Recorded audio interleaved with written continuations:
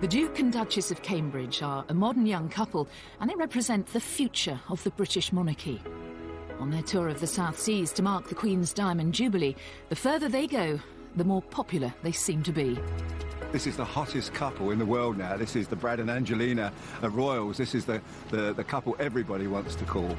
But halfway through the trip, a French magazine publishes photographs of Kate topless on holiday in France. Her most private moments suddenly made very public. But by the end of the tour, they put aside their feelings of sadness and anger and just get on with the job, flying the flag for Britain in some of the most exotic places on earth.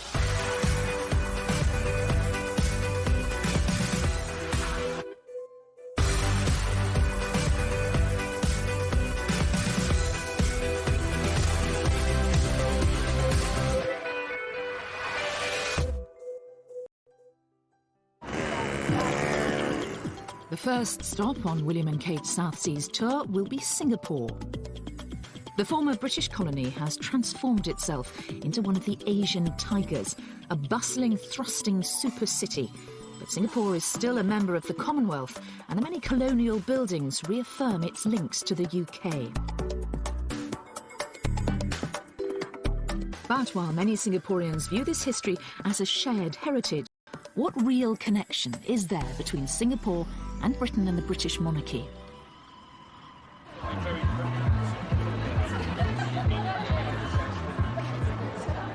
At a private party of both Singaporeans and expats to celebrate William and Kate's visit, there's a keen sense of anticipation. It is good, yes, in a sense, for branding of Singapore. It's like we may be small, but at least we are in a world standing like, okay, the royal family visited us, and that's something that we should be proud of. The wedding was fabulous, and in Singapore, weddings are equal to fertility. Yeah. The bigger your wedding is, the more successful you are. The royal wedding was pretty big. Yeah. So in that sense, you know. I'm really proud. I think. Are you? Yeah, I think Catherine's going to make a wonderful queen. She just comes across as a compassionate, kind person, and I think she's doing the job very well. So she's good for Britain. They are good for Britain. Yeah. Oh, yeah. They're our future.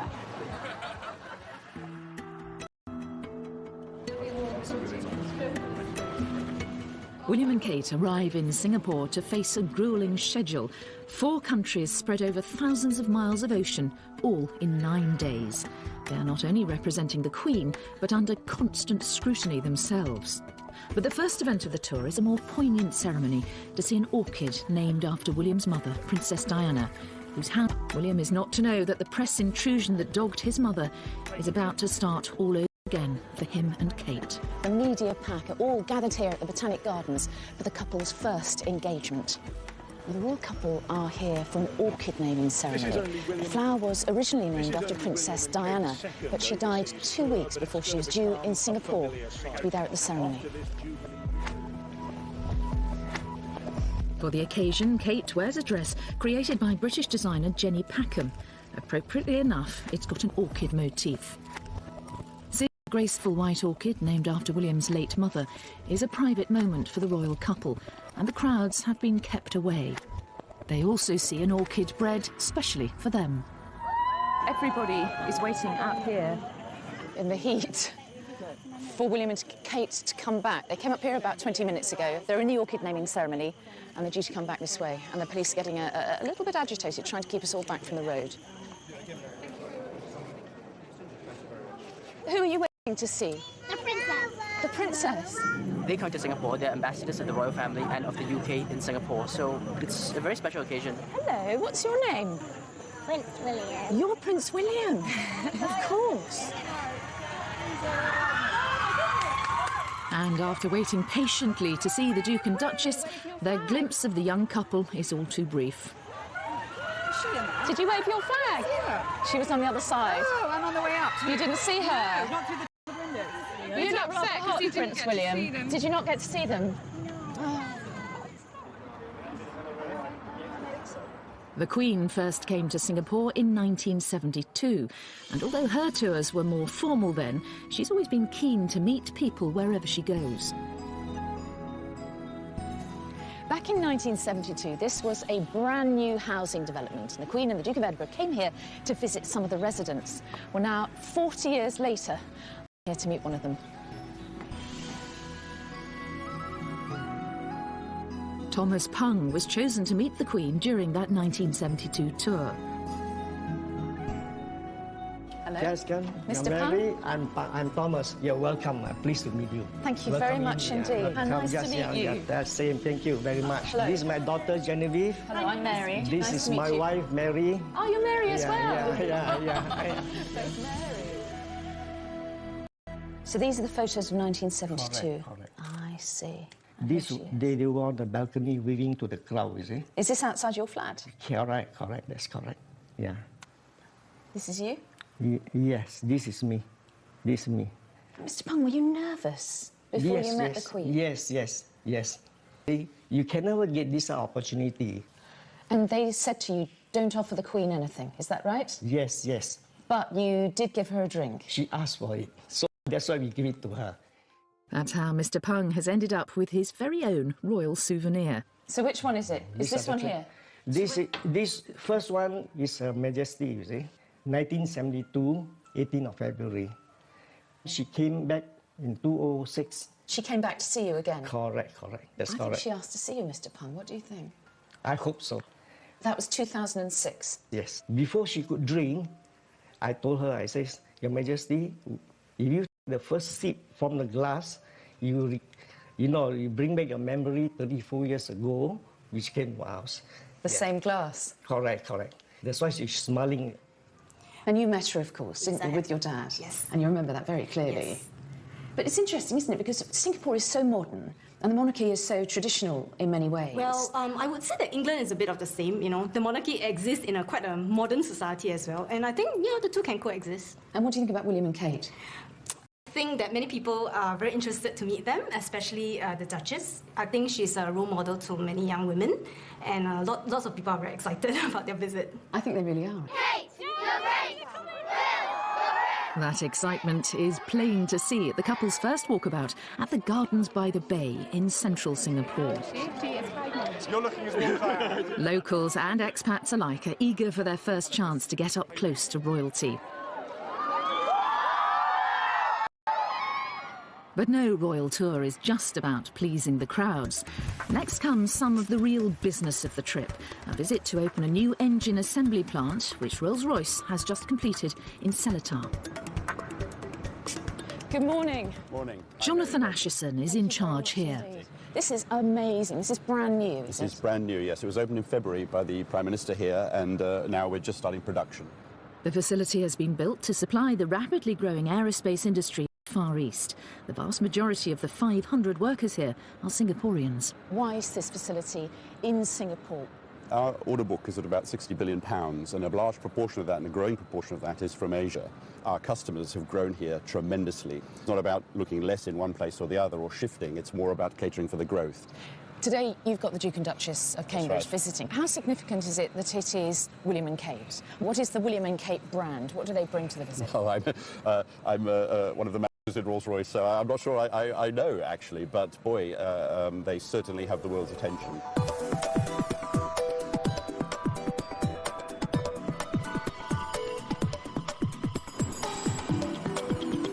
So we're here, they're in the building, and they're being briefed. Distinguished guests, important customers and partners, please join me in welcoming their Royal Highness Mr. Seletar. There is a tendency amongst some people to think these tours are just froth and bubble. In fact, they're far from that. The popularity of the royal family firstly engenders goodwill, but secondly draws attention yet again to our country and the business and other opportunities that are available there. Here is cutting-edge aerospace technology developed by one of the United Kingdom's great global companies. I know that Rolls-Royce sets as its standard that it should be trusted to deliver excellence. There can be no doubt that Seletar will deliver exactly that. Thank you. 3, 2, 1.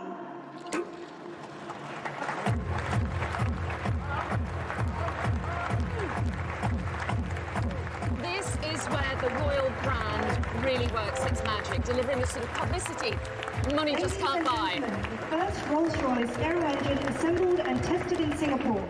The huge attention the royal couple are attracting in Singapore brings real benefits. But being such celebrities has its downside too. The publication in France of photos of a topless Kate on holiday, with echoes of the press treatment of Princess Diana, is soon to disturb the careful choreography of the tour. Stay there! Stay there!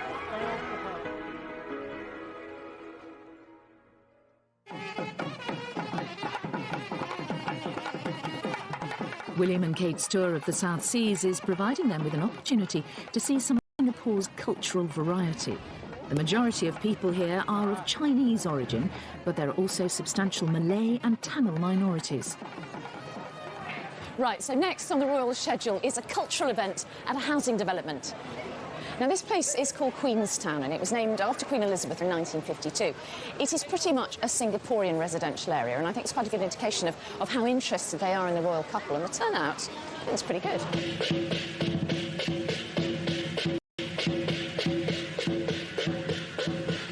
Tell me, why are you here to see William and Kate today? Because it's modern Singapore now. Why do you care about the royal family now? Why do we care? Yeah, why do you care? He's a very charming prince. He's a very charming prince and so escaped, so beautiful After all, lady. we were a British colony before. Yeah, right. Yep. Yeah, gorgeous couple. Yeah, gorgeous couple. They are more human. You're more human. They're more human than the other royals, are they? Yeah. Is that what you're saying? Yeah, that's what I we feel. think. Yes, he had the image of the mother, Princess Diana, which everybody well know about her. Yeah, if all Asians love Princess Diana too, so I guess they love William as well. How excited are you about this royal tour? Super excited. We actually skipped school for them ever since they were dating and all that, you know, so it's like nice to see them. Hopefully Kate's pregnant finally. After just half an hour, they're off to another appointment, and it's one that's obviously close to William and Kate's hearts. The Rainbow Centre is a charity for children with special needs. Nearly 1,000 kids attend here with a variety of disabilities. With one staff member for every 2 children, including teachers, therapists and psychologists, it's an expensive place to run, and it needs all the help it can get.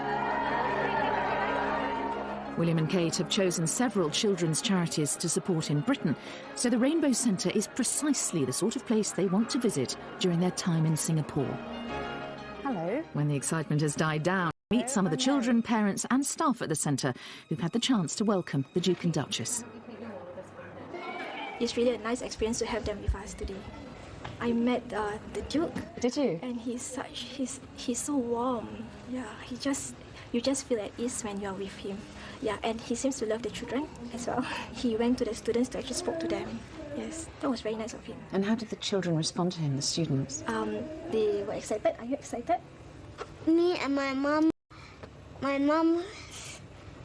go and click the photo and see. You clicked a photo of the Duke and Duchess today, did you? This is an occasion when the royal couple's celebrity will be of real benefit to the charity. Now, the crowds here at the Rainbow Centre are certainly not large, but they are extremely enthusiastic. And I think they demonstrate the couple really can attract attention to good causes. I think they are really natural around children. I think they really love children. They like them. They know that children have been dreaming about meeting a real live prince and princess, and they have stars in their eyes when they meet William and Kate, and I think they do everything they can to make those dreams true. To Her Majesty the Queen and the Duke and Duchess of Cambridge. So far, William and Kate certainly seem at ease with their role and each other. The royal couple's time in Singapore is nearly over. But the final stop is to pay their respects to the thousands of Allied soldiers who perished there during the Second World War. Little do William and Kate know, but it will also provide one of the last moments of calm before the storm about to break thousands of miles away in France.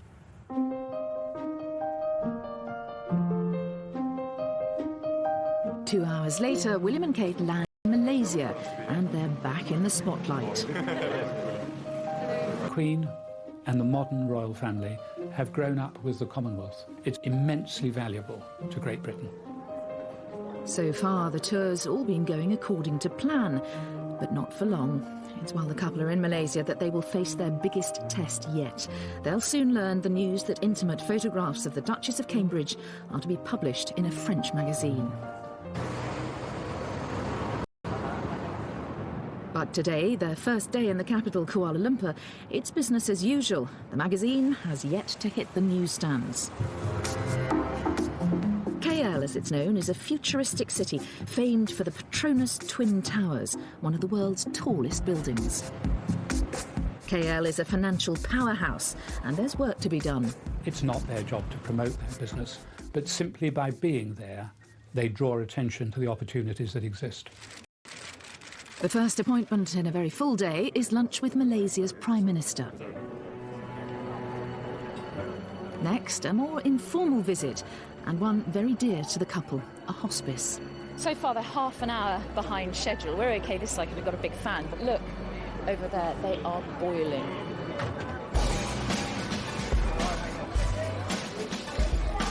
But for staff and patients at the hospice, it's all worth the wait. From its simple beginnings with one nurse and 2 volunteer doctors, the charity has grown to be the largest hospice in Malaysia, with 16,000 patient referrals last year. One of them is Mrs. Choi, who has lung cancer. When I was alone at home, I was thinking, oh, cancer. Then, no, you come to this center, you find out that there are people worse off than you. You're not the only one. There are people worse off than you. Look at that. This visit creates, hopefully, a huge amount of awareness. I hope that people will be asking, why are they doing a visit to hospice? What is it? I hope that conversations will start to take place. With their up-close and personal style, the couple are putting their stamp on this tour. Kate's tenderness is reminiscent of Princess Diana, and from the reaction, it's clear that she has connected with the patients and touched the hearts of those she's meeting. She was very kind to me. She was very beautiful. 15-year-old Zakwan Anur may have only a short time to live. He's postponed a blood transfusion just so he can meet the Duchess. I think that's one chance in a lifetime. She's very kind, and I see that she likes children. Zakwan turned 15 just 2 days ago. His mother says that meeting the Duchess has given him such a boost. It's as if his leukemia... Sign anything. And she said he was brave and he was handsome and his face lit up. Magical moment. High position people, they are very busy, but she spent time. I'm very, very, very, very happy. I can't believe I met her. Kate chooses which charities to support with great care. And back in the UK, one of those is a children's hospice. She specifically asked to visit Hospice Malaysia while she's in Kuala Lumpur. It's here that Kate gives only her second speech since becoming Duchess of Cambridge, and her first one abroad. This is a very special place, and so much is already being achieved. It has been wonderful meeting the patients, families, and all the staff here. You have given us the most wonderful welcome. If she's feeling nervous, Kate certainly doesn't show it. Thank you again for inviting us here, and all the very best to this exciting new initiative. Thank you. You know, she's good at her job. I would never criticise this girl. I mean, she's come into it as, you know, and it's a tough job being a member of the royal family, but, you know, the best part she's brilliant at, and that is with children and people who are not very well. She just seems to give her whole self to them. This girl is really falling into the job, but, you know, the attention she gets, you know, it's incredible. The couple are used to being in the media spotlight, and tonight, as guests of honour of King of Malaysia, they don't disappoint. The royal family have had many, many, many years to get used to it. And here is Catherine, who, you know, 2 years ago was still, as it were, a commoner, one of us, handling it as if she'd been doing it all her life. Tonight, it's Kate in her Alexander McQueen dress embroidered with Malaysia's national flower, the hibiscus, that makes the front pages. Tomorrow, it's what she's not wearing that will grab the headlines.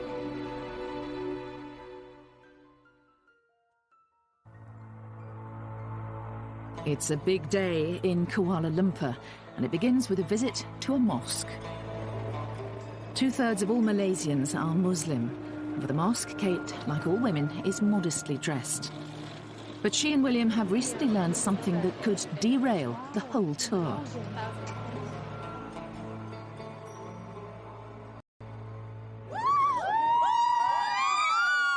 Unknown to the thousands at the Royal Walkabout in Central Park, back home news is breaking that a French magazine is about to publish photos of Kate topless on holiday in France.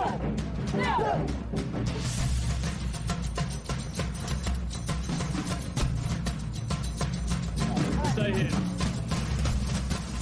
To see her. For these crowds, being this close to the Duchess is something they'll remember all their lives. This is Kate's job now. She took your flower! You look like you're going to cry! I called out her and she turned around! I think that it'll bring a really big deal to Malaysia, that, you know, it's like the royal people of England actually coming to Malaysia. That's a really big honor to Malaysia, bring really great honor. Love William and Kate, and they're the best couple. Long live William and Kate. The royal family will see that down that very slim body, there's a rod of steel going down through her spine where she can think, I'm not going to think about it. I'm going to do exactly what I would have done before these photographs were discovered. I am going to behave as the Queen would want me to. And I think that has probably reassured the royal family, whatever may be thrown at them, and who knows what will, she'll cope. Oh, she's gorgeous.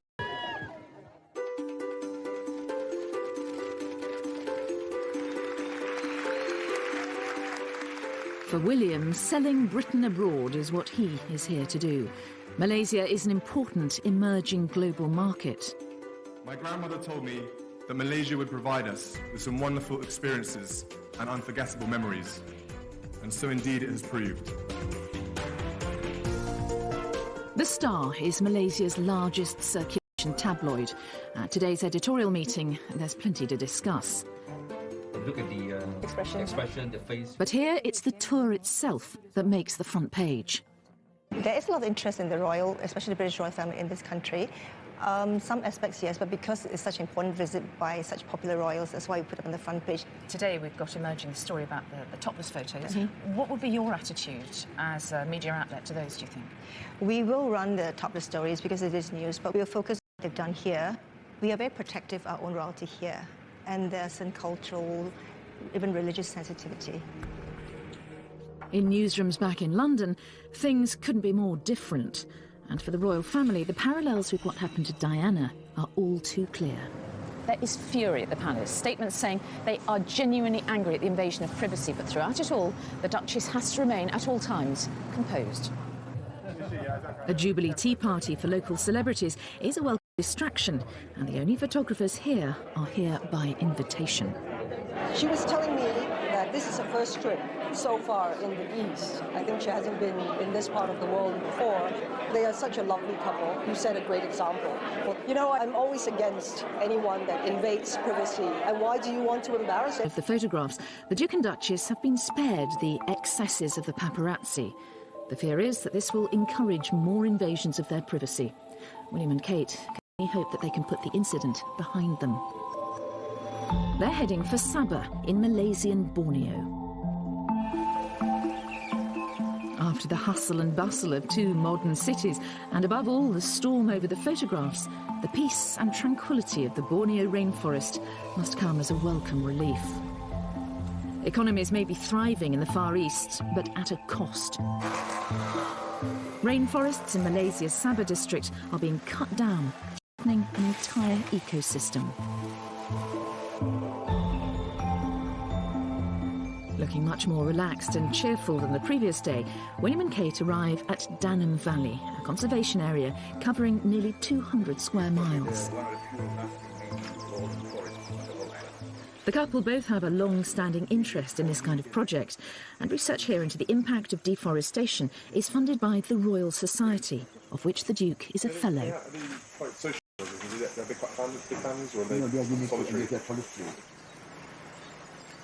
Deforestation means that orangutans in Borneo are endangered. The royal couple's visit is crucial in highlighting to a global audience the plight of the valley and rainforests in general. It will raise awareness of the existence of conservation efforts in Sabah, and also how important it is to conserve what you have left. Dr. Yusa, a specialist in high canopy ants, trained at Cambridge. Today she will welcome the Duke and Duchess of Cambridge to a bird's-eye view, 130 feet up.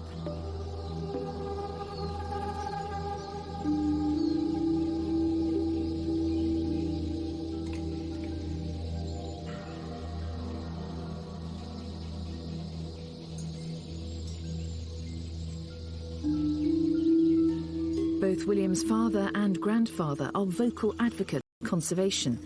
William and Kate are keen to carry on this very royal tradition. They savour their time here because soon this period of quiet contemplation will be over.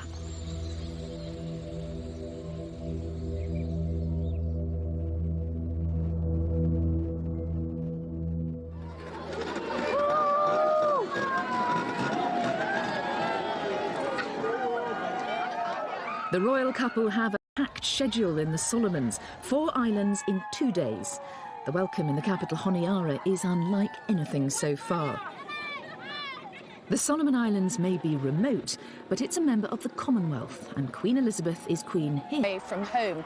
But that doesn't affect the relevance of the British royal family to the people here, and certainly not the warmth of the welcome for William and Kate. Welcoming the people, maybe, but the media still know where the story lies. Palace officials know they can't stop the publication of these pictures overseas. The only question now is whether or not the floodgates will open. So as the couple are walking into this cathedral, the scrutiny on them is enormous. Exactly what is the nature of their expressions? Exactly how upset or angry do they look? Congregations to stand.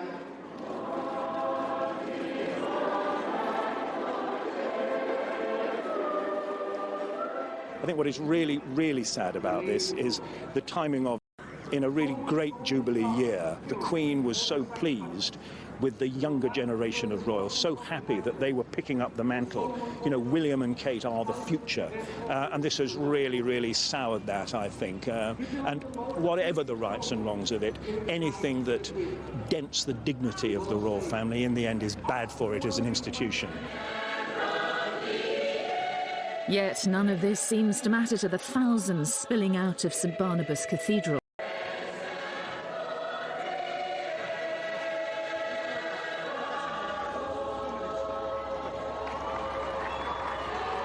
The islands are overwhelmingly Christian, and William and Kate are a personal link to the Queen, the Supreme Governor of the Church of England, a role that one day will be William's.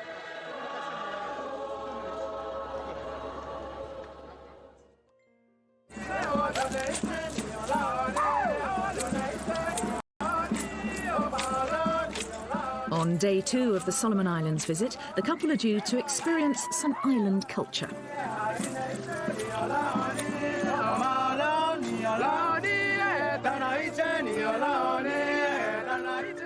When Queen Elizabeth came here in 1974, the Solomon Islands had still not gained independence.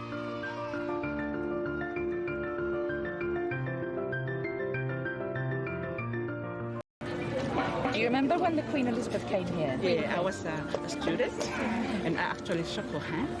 Yes, we were standing, and she came in, sort of, and I can still remember. She was young then. That was 40 years ago. Loyalty to the royal family remains strong here. The media frenzy in Europe seems a long way away.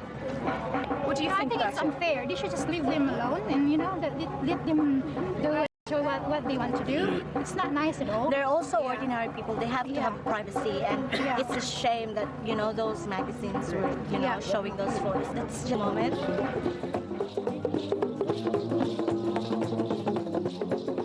William and Kate may be smiling, but in France, their lawyers are going to court.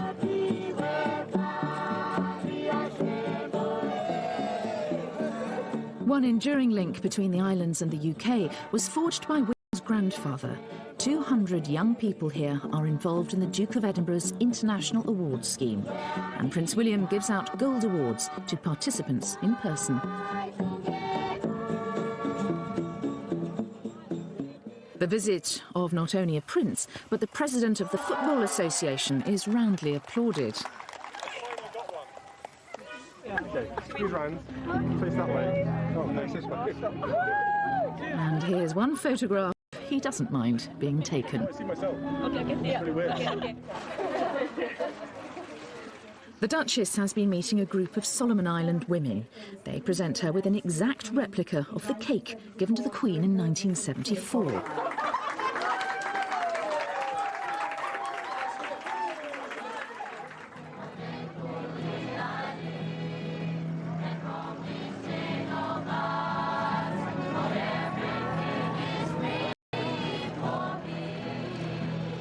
The island of Marau is a short flight away.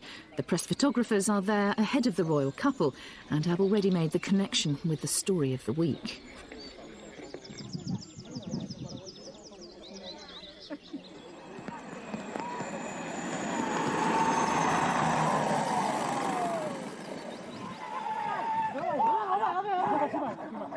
The body language of the reception party is harder to read, but it's not as hostile as it seems. It's just the traditional welcome for newcomers.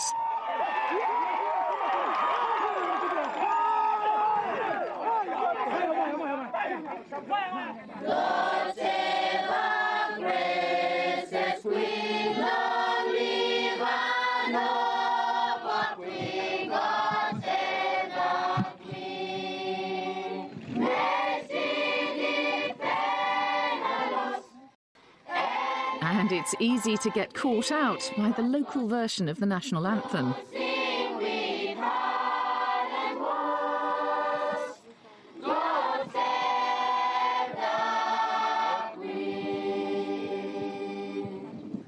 Given the rolling story of the last few days, the irony of this presentation cannot have been lost on the young couple.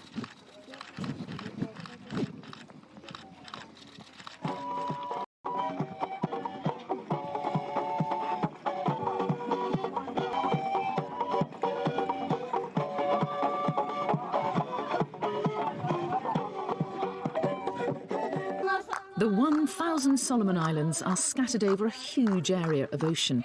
William and Kate are visiting just 4. Our presence here today is indeed very special to us, as we are proud of the legacy, once as a protectorate of Great Britain, and to have you in person as next in line to the throne setting foot on our own soil this afternoon. A traditional war canoe transports William and Kate to the idyllic island of Tavanapupu, where they can spend some time alone. For one night, at last, they'll have the privacy they were denied in France. The South Seas, it seems, are working their magic.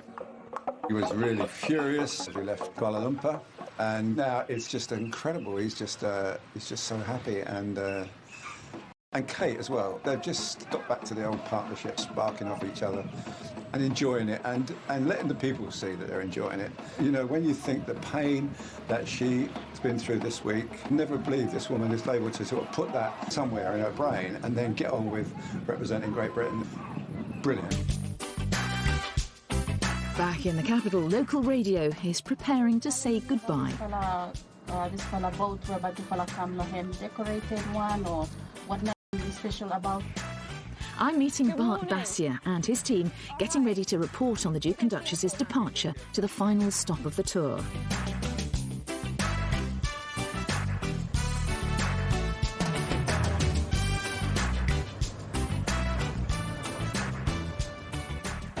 We're up against it time-wise. Have we missed them, Bart? No. No? There's no television station on the island, so it's down to the national radio broadcaster to report this big story on their mobile phones. So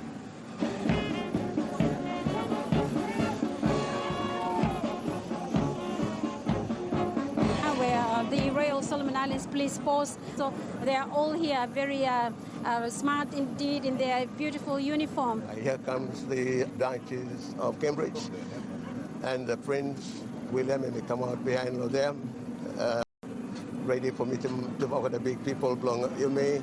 So Bart and his colleague Noddy are now broadcasting live to the Solomon Islands. Just pause for the national anthem.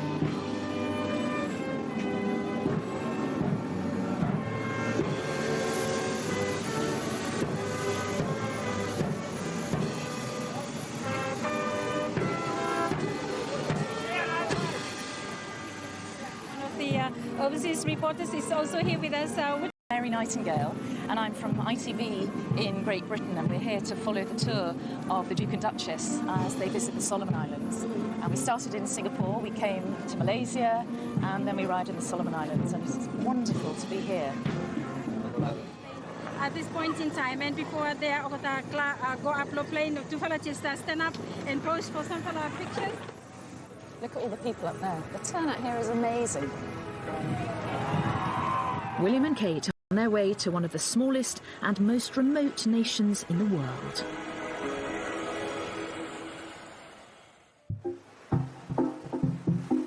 "15,000 miles from the UK, Tuvalu is the most distant of the Queen's realms. Even a sudden tropical downpour can't delay the enthusiastic preparations for the most important visit of the century. Today is the day the people of this tiny Pacific island have been looking forward to for months.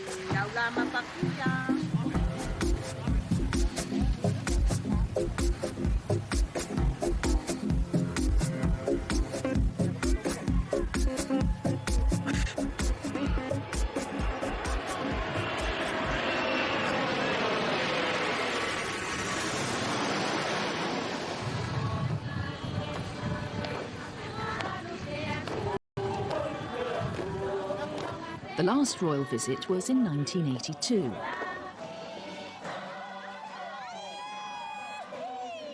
We were like young girls when she came in 82.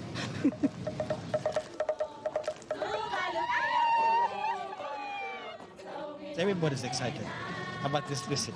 It's a lifetime opportunity to host the royal family. Paparazzi photographs and legal action seem a world away. Looking relaxed and happy, William and Kate are eager to embrace what Tuvalu has to offer, and it's like nothing they've seen before.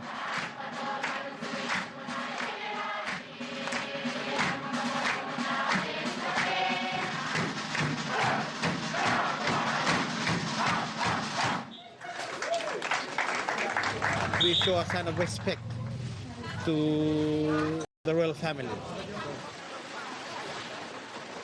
They only have a short time on this tiny island, and there's a lot to cram in to give them a taste of local life.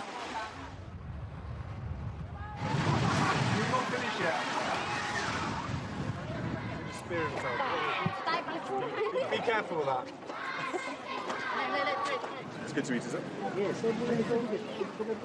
A royal visit is a massive boost for a country like Tuvalu, helping to raise its profile across the world. The importance of the visits is strengthening our ties, historical ties that we already enjoyed over the past years. It brings our people together. However remote these islands are, they're not immune from global environmental threats. Rising sea levels pose a real danger to their survival. Experts warn they could simply disappear beneath the waves. A lot of Tuvaluans are scared, and some of them have moved on, and knowing that there is no future for their children or their grandchildren here. Iafata Pianiu is a captain in the Tuvalu Navy. He's known the sea all his life. We can see a lot of changes in the weather. Normally we don't have strong wind. We are experiencing that now. Preserving the islands for the next generation is a priority. But today, all that next generation wants is to meet a real-life prince and princess.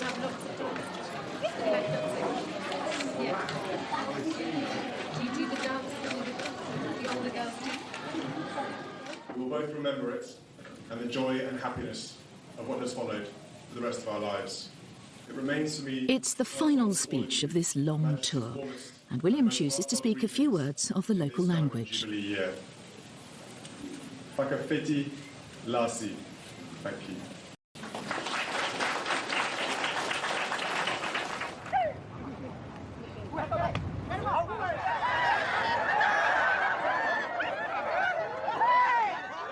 There's time for a quick game of volleyball.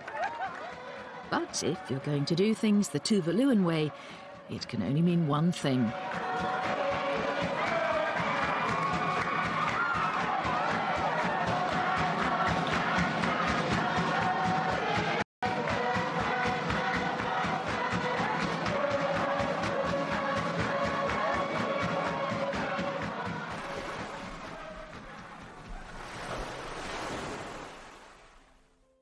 The couple learn their lawyers have been successful in preventing further publication of the photographs in France. A small victory, but it may not be enough to prevent the ongoing erosion of their privacy. This has undoubtedly been a challenging tour for the Duke and Duchess of Cambridge. 25,000 miles in 9 days to the furthest reaches of the Commonwealth. And yet, even in this paradise, half a world away from home, it's been impossible for them to forget the sometimes ugly realities of modern media. But despite what the palace describe as their fury and sadness at the invasion of their privacy, they fulfilled everything that people dreamed about when they went there. They joined in, they smiled a lot, they laughed a lot, and they handled themselves with true composure. The Duchess of Cambridge's role is growing within the tours, and I think we will see it grow continually in the future. If the purpose of this tour was to introduce the next generation of the royal family to more parts of the Queen's Commonwealth, it has also served to remind the young couple that their celebrity is not without its pitfalls.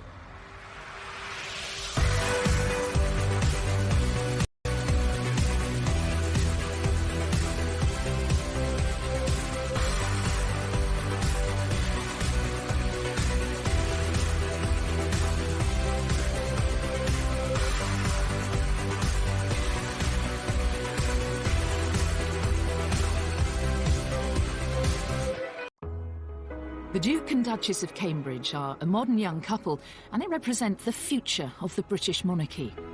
On their tour of the South Seas to mark the Queen's Diamond Jubilee, the further they go, the more popular they seem to be. This is the hottest couple in the world now. This is the Brad and Angelina royals. This is the couple everybody wants to call. But halfway through the trip, a French magazine publishes photographs of Kate topless on holiday in France. Her most private moments suddenly made very public. But by the end of the tour, they put aside their feelings of sadness and anger and just get on with the job, flying the flag for Britain in some of the most exotic places on earth.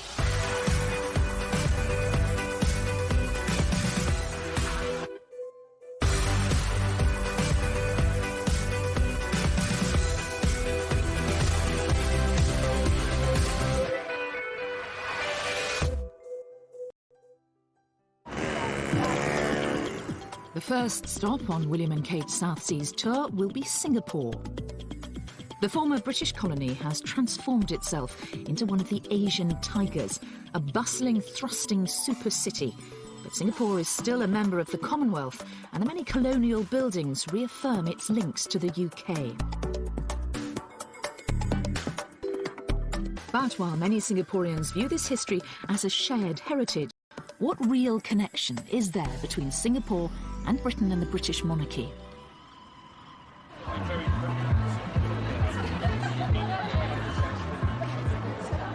At a private party of both Singaporeans and expats to celebrate William and Kate's visit, there's a keen sense of anticipation. It is good, yes, in a sense, for branding of Singapore. It's like we may be small, but at least we are in a world standing like, okay, the royal family visited us, and that's something that we should be proud of. The wedding was fabulous, and in Singapore, weddings are equal to fertility. Yeah. The bigger your wedding is, the more successful you are. The royal wedding was pretty big. Yeah. So in that sense, you know. I'm really proud. I think. Are you? Yeah, I think Catherine's going to make a wonderful queen. She just comes across as a compassionate, kind person, and I think she's doing the job very well. So she's good for Britain. They are good for Britain. Yeah. Oh, yeah. They're our future.